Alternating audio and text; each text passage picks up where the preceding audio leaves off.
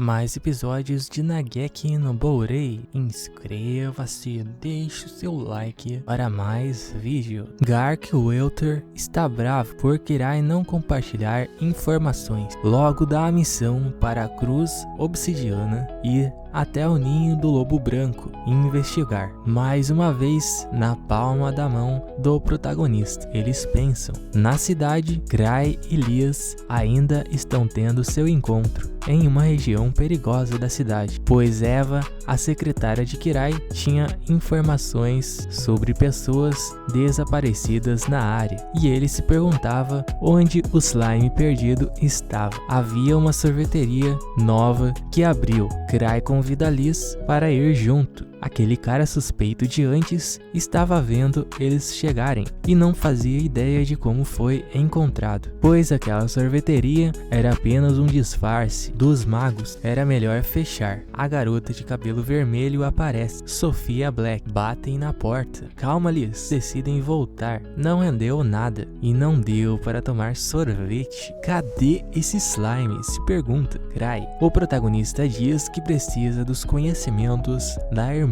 da Liz, Citri, mas ela irá demorar para voltar, pois está em missão. Eva, a secretária de Kirai, chega. Diz que já juntou um grupo para ir ao ninho do Lobo Branco. O protagonista não está preocupado, pois o assunto não é com ele. Em outra cena, os magos na dungeon estão desacreditados da inteligência do protagonista. Sofia quer enfrentar os caçadores de frente e testar a eficácia de seus experimentos científicos. O líder permite e todos ficam de acordo. Sofia comandaria a ofensiva, Tino tomando aquele banho de poções para se curar de seus ferimentos da treinadora. Vários caçadores se preparando para a missão, e era bastante gente mesmo. Estavam substituindo Ark, um dos líderes de level alto, que não estava ali. Não era isso que o protagonista esperava, pois essa quantidade de gente ia custar um rim, literalmente. Ele cogita diminuir pela metade o número, mas os caçadores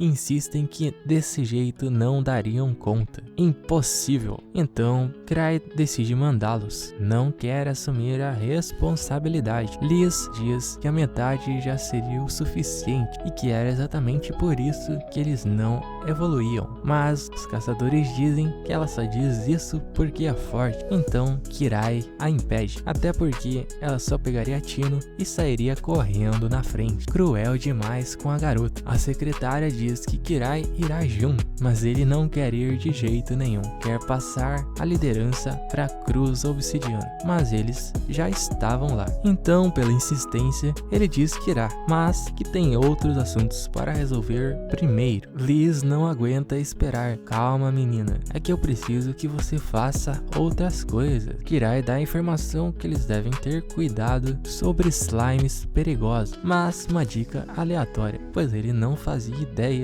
do que havia à frente. Os magos não acreditam na quantidade de gente, mas Sofia diz que não terá problema. Mesmo eles sendo fortes, a defesa era mais forte, e só Kirai, Liz e Citri Smart estavam na capital. A arqui-inimiga de Sofia, que estava investigando, queria se livrar dos intrusos. Muito bem, faça como quiser, diz o líder dos magos. Os caçadores acham que é exagero mandar tanta gente para a missão, e outro que estava ali está desacreditado das informações sobre slime, mas Sven já dá aquela moral, pode ir na frente e morrer se quiser. Ele diz que Kirai pode prever o futuro, pois sua intuição no passado descobriu o jardim prismático ao falar de cerejeira, coisas interligadas. Em outro momento, Liz insistente sobre querer ir para lutar, parecia uma criança, e Kirai não sabia decidir o momento certo, pois é difícil escolher a hora certa. Nesse momento, Citri aparece. Era o que Kirai precisava, e eles conversam sobre o slime desaparecido.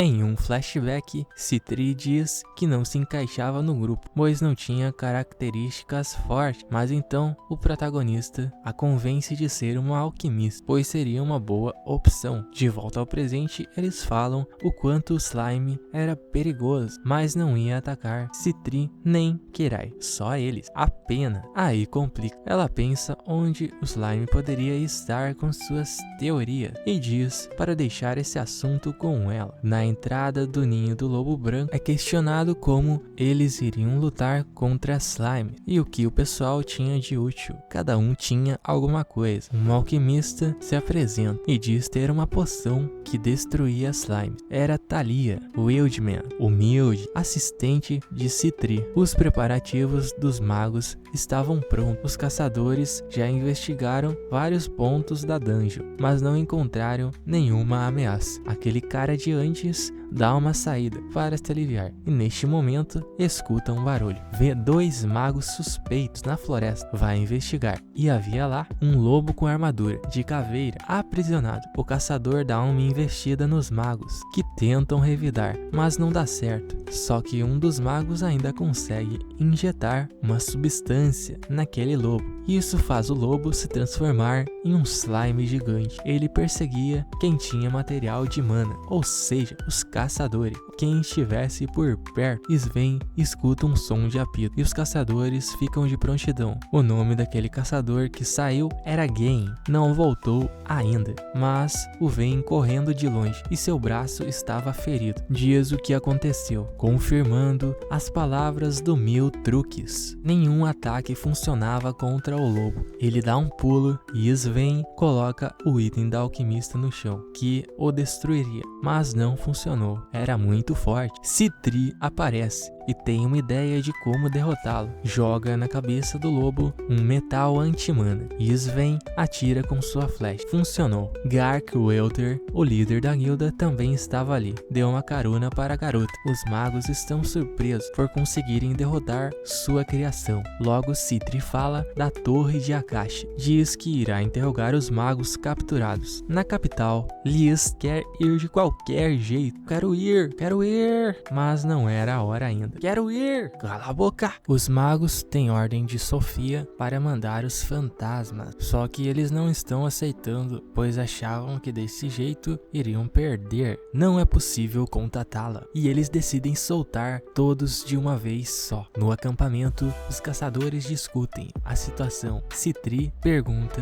onde está o líder dos magos. Noctus Couchiler propõe usar uma poção e os outros acusam de ser ilegal. Era só uma piada e ela mesmo toma a água colorida. Nada aconteceu. Ela tinha resistência. Era hora de agir. Uma explosão na floresta. Um lobo slime vermelho fantasma. Era necessário descobrir como ele era formado para destruí-lo. Com um escudo, um caçador avança e os magos tentam desacelerá-lo. E Citri pensa em uma estratégia. Nesse momento, outro lobo aparece. Só que eles começam a se enfrentar, pois só estavam atacando para reabastecer um material de mana. Vários outros aparecem e lutam entre si. Foi uma ideia bem idiota. Os magos acham que a garota de cabelo ruivo que estava ali era Sofia. Na base dos magos, Sofia explica por que não ter mandado todos juntos. A situação mudou e caçadores fortes estavam na batalha, mas eles não recuam. Eles iriam usar os comedores de malícia. E dessa vez, Flick, o mago que antes soltou os fantasmas,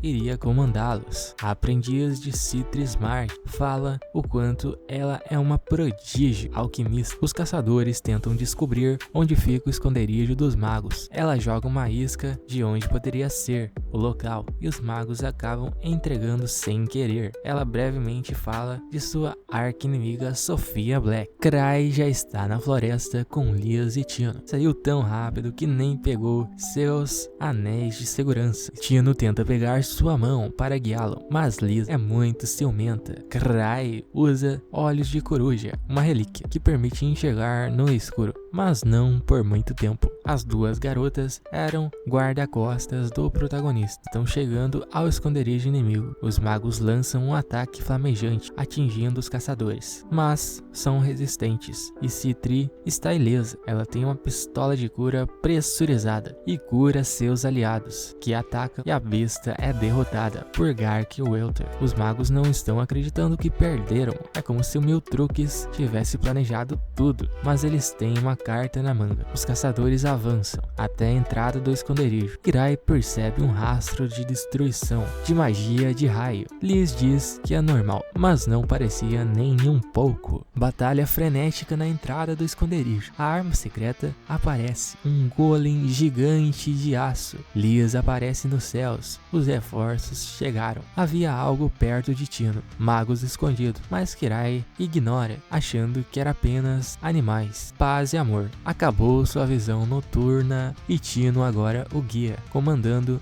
à frente. A garota pelona, com sua força e velocidade, dá vários golpes naquele golem com uma carapaça bem resistente. Derrubou, mas ele volta a funcionar. É bem forte e até desvia dos golpes, dando um pulo, e comentam que ele é parecido com Anselm do grupo Stragri. O robô tem até ataques à distância. Ele cai, mas se levanta. Parece invencível. Se recuperou. Lys está cansada. Nesse momento, Kirai chega e o golem imediatamente avança em sua direção. Mas o protagonista não está vendo nada. Misteriosamente, o golem é repelido e lançado longe, sendo desativado. Impressionante, todos exclamam. Aconteceu alguma coisa? Ele pergunta. Os caras da torre e a caixa fugiram. Ninguém sabe como Kirai fez aquilo. Massagem da aprendiz. Na cabana, Citri diz que vai acertar as contas e os magos suspeitam sobre Sofia estar infiltrada nos caçadores. Ninguém sabe como o golem foi derrotado. Noctus e seus comparsas decidem deixar a capital. Kirai não sabia mais nada. Perguntem para Citri, ela sabe de tudo. Ficam com um pé atrás, pois no passado a reputação dela foi manchada por causa de um incidente de fuga em massa da prisão. Pegaram a garota de cabelo ruivo, mas na verdade seu nome era Thalia Wildman. É outra pessoa, então a verdadeira Sophia Black aparece. São idênticos, só que era um disfarce. Era Citri Smart o tempo todo, que enganou a todo, mas admirava, mesmo assim, Noctus. Só que esse era o fim. Pelas palavras de Kirai, fez com que ela parasse. Não tem como enganar ele. Ela diz. Ela que criou o robô e deu a ordem para parar de atacar. Então fez cair para trás. Usou o disfarce da garota de cabelo ruivo, pois chamava a atenção. Sofia vai deixar de existir. Lançam um ataque flamejante, mas não adianta. Citri também está com seu slime, o Citri Slime, e absorvia a mana. Então ela ficou ilesa do ataque. O mago tenta fugir, mas não consegue. Era outro experimento, chamado de matadinho. Todos são pegos e perdem a memória misteriosamente. Confiscaram as coisas dos magos e Citri queria barganhar. Kirai acha que ela está falando de comida. Concorda então. Quando Kirai pergunta de Sofia, a garota diz que ela foi para bem longe, usando água colorida. Kirai pede o golem e os comedores de delícia, que delícia, se perguntam por que querem. E ele disse que é para comer, óbvio. Sério? Ficaram com os bichanos, mas não com o golem. Citri brinca com ele, que agora tem algo para comer. Gark fala sobre o relâmpago retumbante. Arnold Hall veio de uma terra de névoa e era um caçador nível 7, mas Kirai não tinha interesse. Diz que ele matou um dragão. Estava na época do leilão zebrodiano, onde eram leiloadas relíquias. O protagonista queria, mas estava quebrado. Já pediu emprestado para Citri. A sobrinha de Gark aparece. Notou seu bom humor e Kirai comenta sobre o relâmpago. Eles passam de relance e aquele cara chega na recepção. O comedor de malícia virou um gatinho. Comida. Citri diz para Kirai ficar tranquilo. Quando o gatinho vai no colo dele, só balançando a cauda já quebrou vários anéis de segurança. só queria carinho, mas desse jeito não iria dar. O protagonista quer carregar seus itens de mana e pergunta sobre Lúcia, a feiticeira que estava em uma missão. Não iria voltar tão cedo. Citri entrega um anel para o rapaz,